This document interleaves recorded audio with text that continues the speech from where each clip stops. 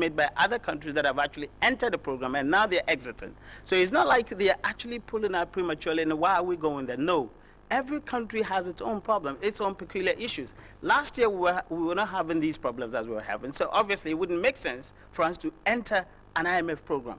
This year, we have these issues. As a result, it makes sense that we're entering, and I'm sure our exit will be very, very soon. Our exit will be very, very soon. Would you anticipate? We're not going into it. I mean, would you?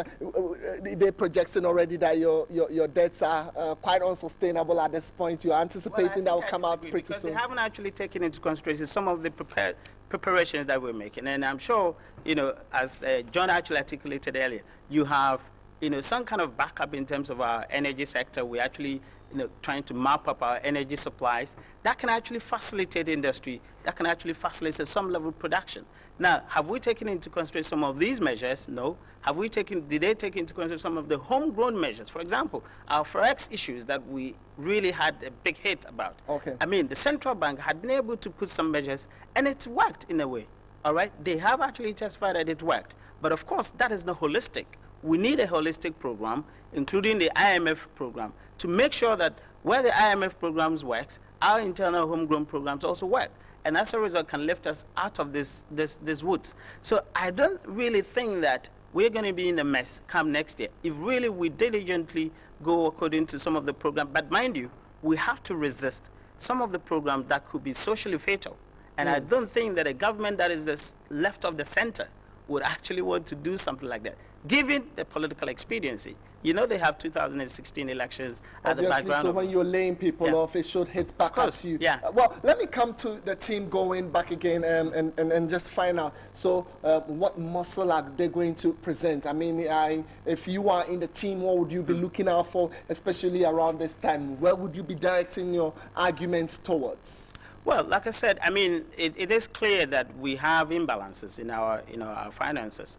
Clearly, we have shown that, yes, we are credible because we were able to raise about $1 billion, you know, through the Eurobond. With high interest. Well, but we were able to. We are higher credible. Interest. We are credible. So that is the bottom line. Credible. But some the point people is want that to make money. That's all. No, I understand that. But the point is, we are credible. And mind you, IMF also is competing with the private equity firms. Don't forget that the private market or the private capital market are ready to lend Ghana.